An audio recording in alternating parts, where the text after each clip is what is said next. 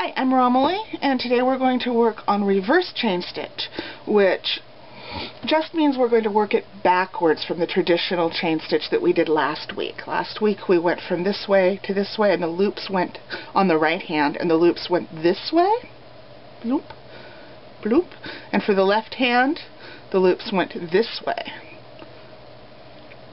What we're going to do with reverse chain stitch is we're going to reverse it. I'm going to start on the same side, but the loops are going to go this way with the right hand and this way with the left hand. It can be a little bit easier to stitch, and it's a little easier to see how long your stitches are because your loop isn't getting in the way. So we're going to start with an away. Whether you put a knot in it or not is up to you. This is the row I worked on. We're going to skip that one. We're just going to go down into this white area because I want you to be able to see what I'm doing a lot easier. So, what we're going to do, because we're starting with the end of the chain, is make just make your little stitch. And then you're going to pull this up the distance that you want your loop to be. And there's a big hole there.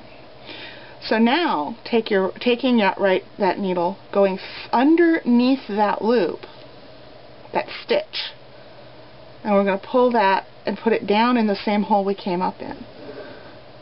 There's your first detached chain stitch because it's already connected.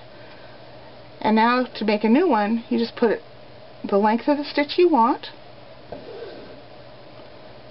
and you're going to slide it under both loops of that chain, and then down in the same hole.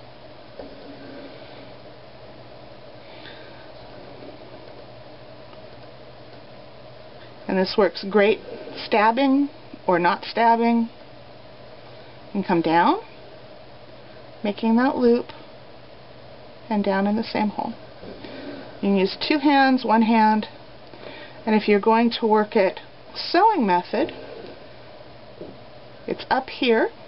We're going to go under that loop, down the same hole, and up, like our little running stitch. And you can go from the bottom or the top.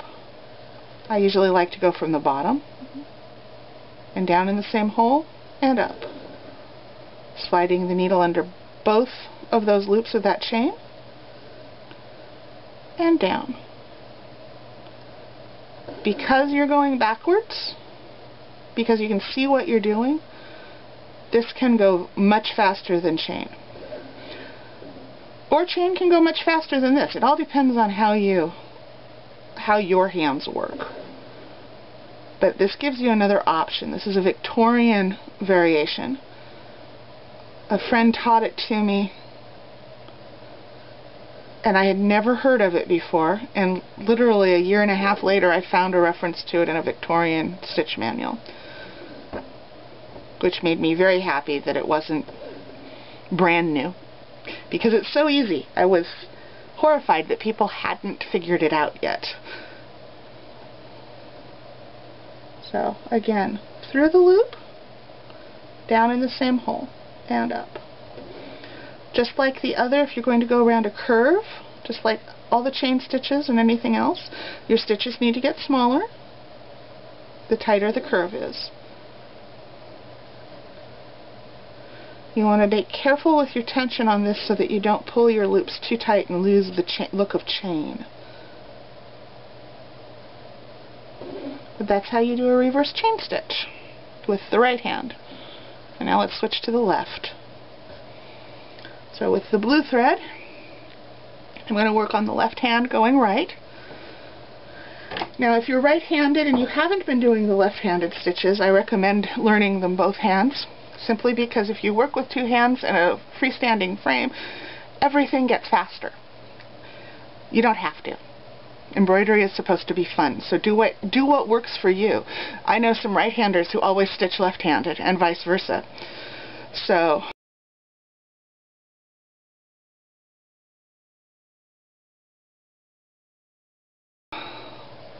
we're going to start the thread away, and this is where we were stitching the red one, so we're going to stitch the blue one in the next row. You'll notice that my edge is not really even, but we're going to make that first little tiny stitch, and now we're going to start the reverse chain. So we're going to come up the length of the chain that you want to make, slide it underneath that stitch, try not to go through the fabric, which is what I did. This is the downside of this stitch. It can sometimes be easy to pierce the fabric when you just want to be going under the stitches. So that goes under the stitch. Be very, very careful that you don't. And down in the same hole. And I'm going to use 2 hands to stitch this, but you can most definitely bring your hand up and down. This is your left, up the length of the stitch underneath both threads of that loop, and pulling it down into the same hole to make another loop. So you've got a chain.